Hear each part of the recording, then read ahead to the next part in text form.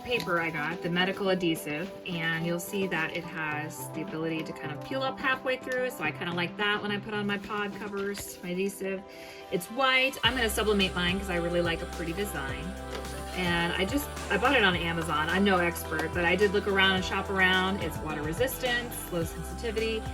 I got 11 yards for, I think it was like 10, 12 bucks. This is 6 inches wide. It actually costs more to get 4 inches wide. I think this will be easier to work with, but I think the 4-inch would work for this project as well. But here I am with the 6-inch. I'm going to cut 2 strips that are 11 inches long. I'm basically building an 8.5 by 11 inch piece. So you'll see me line these up here in a little bit. There's the whole roll, there's so much. And I'll basically line these up and then sublimate on top. But you could continue on with just white, or if you're able to buy another color, that's no problem. But here I am kind of building my own 8.5 by 11 inch piece of paper to put through my Cricut soon. Here's how I set up for sublimation. I am not really into sublimation. It's actually my friend who prints these for me. So this is just an 8.5 by 11 sublimation print. I designed it in Canva. It's really not fancy. I use parchment paper from Kirkland. I hear anything that is wax-free is what we need on this project. All right. So I have a wax paper down. These are the 2 6-inch strips that are cut 11 inches long. I'm just going to line them up right here, and then I'm going to put my 8.5 by 11 sublimation print paper on top. Okay, you can see I'm preset for 380 degrees. I'll do 40 seconds. Again, that's what my friend who does sublimation says. I tend to use my heat press for other things, not sublimation, so that's new to me. All right, 1 3/4 inch is the amount of extra room I need on the sides. I only care about this because in a moment when I put my design on my Cricut, then I need it to be super center lined up. Okay, so I have my design, great. I'm gonna add my other layer of wax paper in here. And I'm gonna slide it in, 380 degrees, 40 seconds, and then I'll take it out and see what it looks like.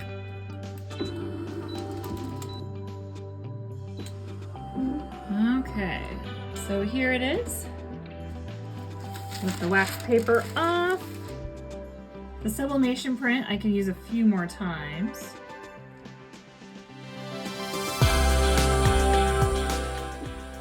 Here I am prepping my mat. I'm going to flip these over with the design part at exactly that 6-inch vertical. I'm going to keep the white margins on the edge, and as I line up, I want to be aware that I do have some white margin up here as well. So I'm going to try to get that all perfect. I'm going to use my brayer. If you haven't got a brayer yet, oh my gosh, it changed my life.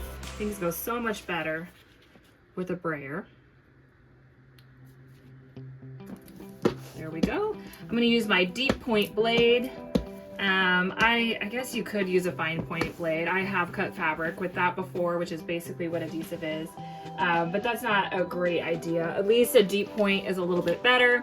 Of course, if you have a maker and you are familiar with cutting all of your fabric, you're going to use a rotary blade with a pink mat. But I'm trying to demonstrate versatility today. So I'm going to set it up with a green mat and my deep point blade. That's the black one. And that's what I'm going to do, and I'll show you when my cut is done.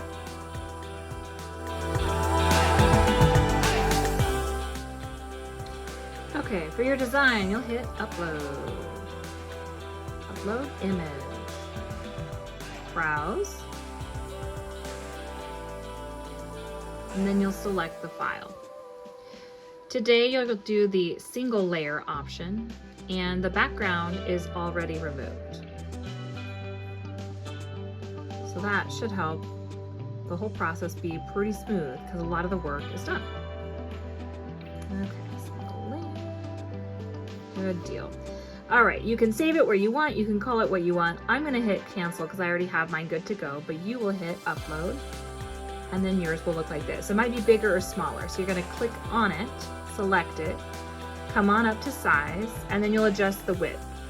I like mine at 8.4 width. You might like yours at 8.5. You can do a couple prints on copy paper to kind of adjust the width or the size or whatnot, because everybody does have like a preference for how you want the adhesive around your pod to actually fit. I wear mine on the back of my arm a lot, so I have to use somebody else to help me put it on. But if I was doing it like solo, trying to put it on the back of my arm, I might want it looser, wider, so I might play with the widths. But when I put mine at 8.4, it adjusts the height to just over 10 inches, and that works for me. Something that we'll want to watch is we want the center, this vertical part, to always be at 6 inches on our mat when we hit make and get the cut going. So as it plays around and it moves it and whatnot, mirror doesn't matter today, but I'm gonna move it again. I want it to stay at 6 and I want it to be at the top because my sublimation paper was 8.5 by 11 inches. So that's really where the pretty part of my design goes. So I'm gonna put it as far to the top as I can, and I'm gonna make sure that vertical line is right at 6, and then I'll hit continue. I'm gonna hit felt craft bonded. If you were in a perfect world, again, you'd use a rotary blade with a pink fabric mat, but I know not everybody has that, so I'm going to use my green standard mat, and I'm gonna use my deep point blade. I have in the past used just the regular fine tip with fabric. You're not supposed to, but I did it a couple times just to see if I could, and I could. So if you're being risky or you don't have all the Cricut tools, I suppose you could try it. And then obviously I'm gonna load my mat and I'll cut. So you can see, that's pretty standard. That's what I wanted. Here they are. Here's a handful that I made the other day. You can see on these, I didn't line up my sublimation as well. I didn't have it right at the 6 inch, so I just have a little bit of that. I could either cut it off or honestly, I don't care. But that's what they look like when you're done. The green mat I have been having a little bit of a tricky time with, so I would recommend using either a strong grip purple or a pink one. But when I do green lately, I've just been adding a line of tape around the edge. So there's lots of ways to Cricut through it and get around. So sometimes I still use green based on what I've got right in front of my face.